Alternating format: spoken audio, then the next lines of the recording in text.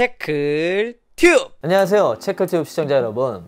입시 호강을 분석해주는 남자의 김민중 선생입니다. 반갑습니다.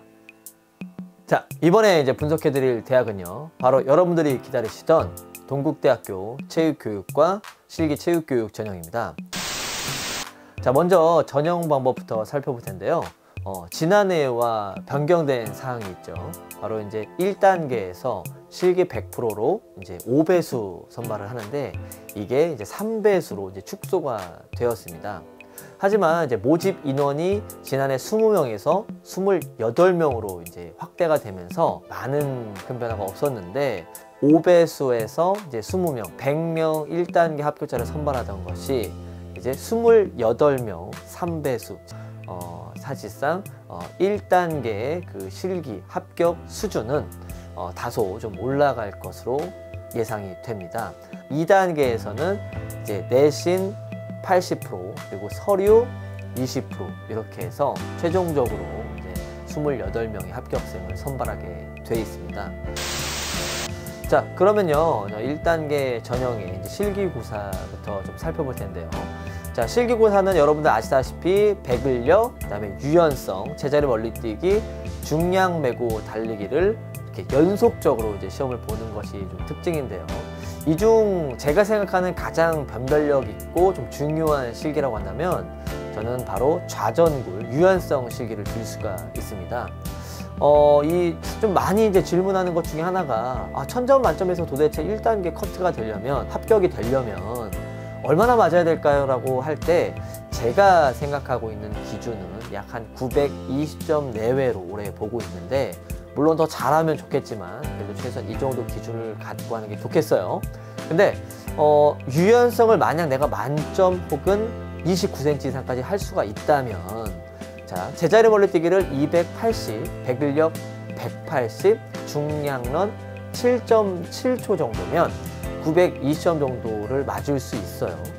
근데 반대로 이제 그러면은 유연성을 얼마나 잘해야, 나 나머지 세 종목 되게 잘하는데 유연성을 얼마나 잘해야 됩니까? 라고 물어본다면 유연성이 약 15.5cm 정도 이상이 최소한 돼야 됩니다. 그러니까 즉, 세 종목을 내가 만점 수준까지 만들고 유연성이 15.5cm 이상이 돼야 내가 920점 정도가 된다는 건데, 사실 후자의 경우는 너무 이제 극단적인 상황이죠.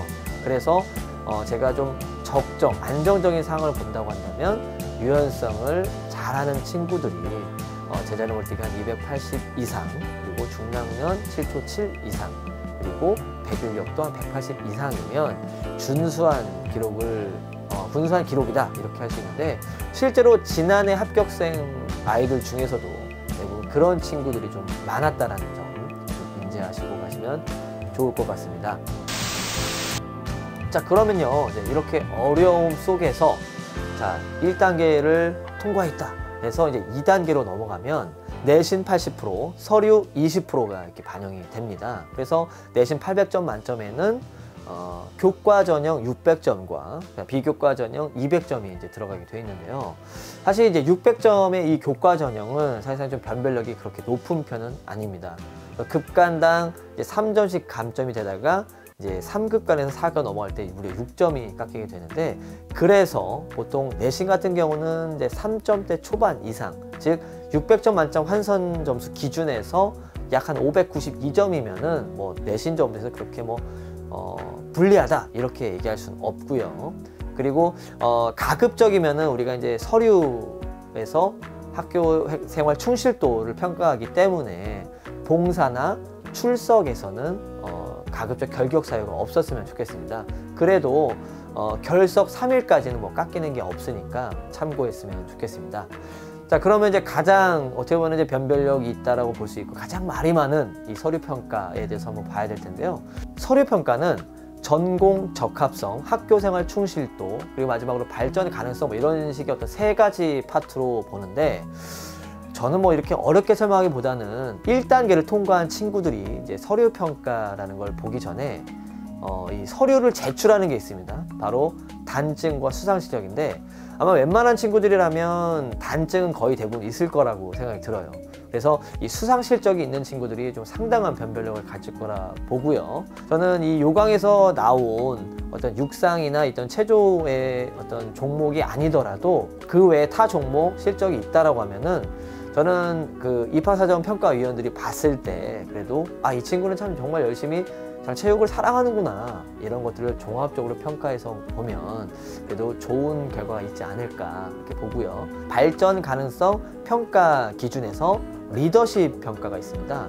리더십이라고 한다면 뭐 반장, 뭐 부반장, 회장, 아니면 체육 부장, 혹은 뭐 동아리 활동장, 뭐 이런 여러 가지들을 예로 들 수가 있는데, 아마 이 부분에서도 충분히 좀 활동한 경력이 있다면 좋은 점수로 반영되지 않을까 이렇게 예상이 됩니다. 지금까지 동국대학교 체육교육과 수시 체육교육 전형에 대해서 한번 좀 봤는데요. 다시 한번 좀 정리를 드리자면, 실기는 환산 점수 920점 기준 목표로 잡으면 좋겠지만 뭐 더 잘하면 좋겠고요. 유연성이 15cm 이하인 친구들은 조금 불리하지 않을까 좀 보는 것도 있고요. 그리고 내신 같은 경우는 3등급 이상, 그리고 서류에서는 수상 실적이나 단증, 그리고 리더십 활동을 했던 친구들이 좀 합격을 좀 긍정적으로 예상해 볼 수 있다라고 하면서 동국대 체육교육과에 대해서 한번 이야기 드리겠습니다. 올해 입시 결과가 또 나오고 나면 아마 제가 지금 말씀드린 기준에 조금 변화나 약간의 어떤 수정사항들이 있을 수 있겠지만 동국대학교 체육교육과를 준비하는 모든 학생들에게 좀 도움이 됐으면 좋겠고요. 아무래도 정시 실기고사와 동일하다 보니까 실기 경험차 또 많은 학생들이 지원할 거라서 어떤 경쟁률에 너무 이렇게 막 겁먹지 말고 자신이 소신껏 목표하는 대학이었으면 최선을 다한다면 그것으로 조정의 목적은 거두지 않았을까 예상해 봅니다. 지금까지 입시 요강을 분석해주는 남자 김민중 선생님이었고요. 내용이 너무 마음에 들었다면 좋아요와 구독, 그리고 알림 설정까지 부탁드리면서 오늘 영상 마무리하겠습니다. 좋은 결과 있기를 바라겠습니다. 안녕히 계세요.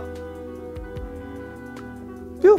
야, 동국대 체육교육과 진짜 올해 경쟁이 얼마나 올지 진짜 걱정이 되네.